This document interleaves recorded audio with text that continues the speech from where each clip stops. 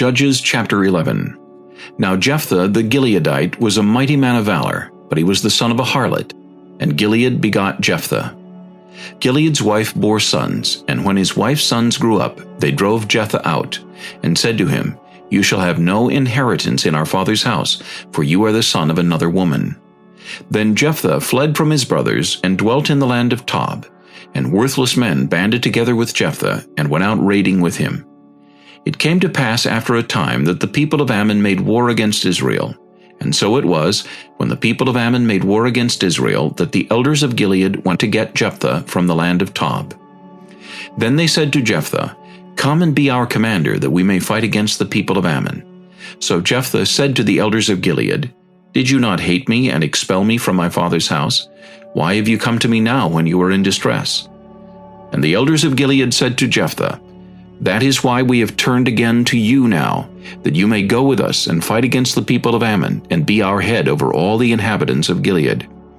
So Jephthah said to the elders of Gilead, If you take me back home to fight against the people of Ammon, and the Lord delivers them to me, shall I be your head? And the elders of Gilead said to Jephthah, The Lord will be a witness between us, if we do not do according to your words. Then Jephthah went with the elders of Gilead, and the people made him head and commander over them. And Jephthah spoke all his words before the Lord in Mizpah.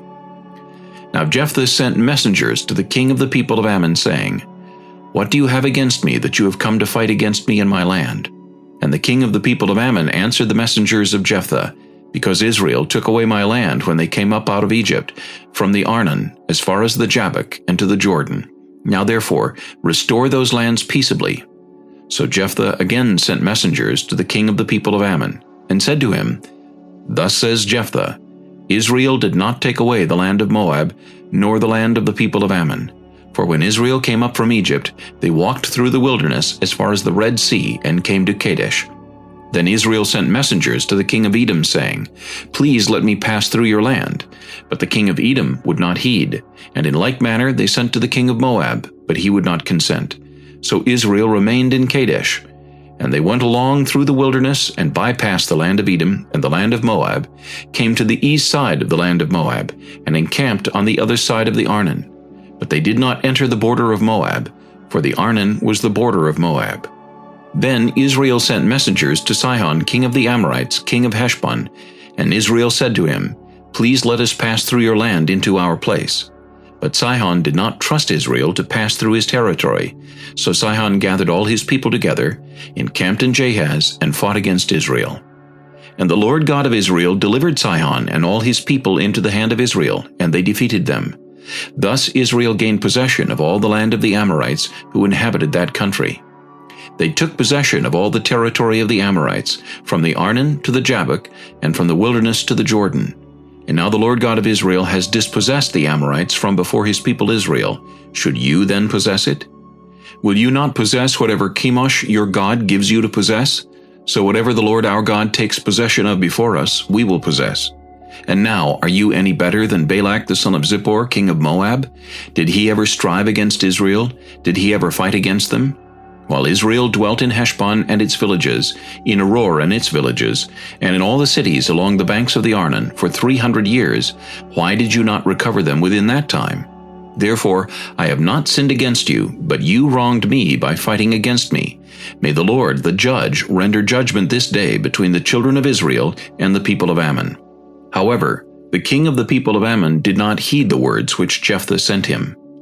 Then the Spirit of the Lord came upon Jephthah, and he passed through Gilead and Manasseh, and passed through Mizpah of Gilead, and from Mizpah of Gilead he advanced toward the people of Ammon.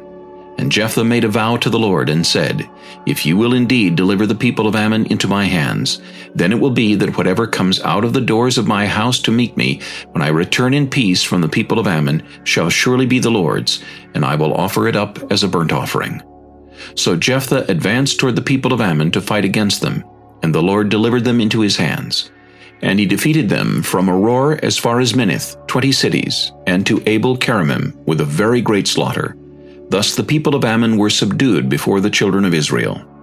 When Jephthah came to his house at Mizpah, there was his daughter coming out to meet him with timbrels and dancing, and she was his only child. Besides her, he had neither son nor daughter.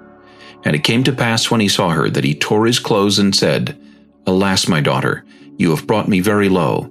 You are among those who trouble me, for I have given my word to the Lord, and I cannot go back on it. So she said to him, My father, if you have given your word to the Lord, do to me according to what has gone out of your mouth, because the Lord has avenged you of your enemies, the people of Ammon. Then she said to her father, Let this thing be done for me. Let me alone for 2 months, that I may go and wander on the mountains and bewail my virginity, my friends and I. So he said, Go. And he sent her away for 2 months, and she went with her friends and bewailed her virginity on the mountains. And it was so at the end of 2 months that she returned to her father, and he carried out his vow with her which he had vowed. She knew no man. And it became a custom in Israel that the daughters of Israel went 4 days each year to lament the daughter of Jephthah the Gileadite.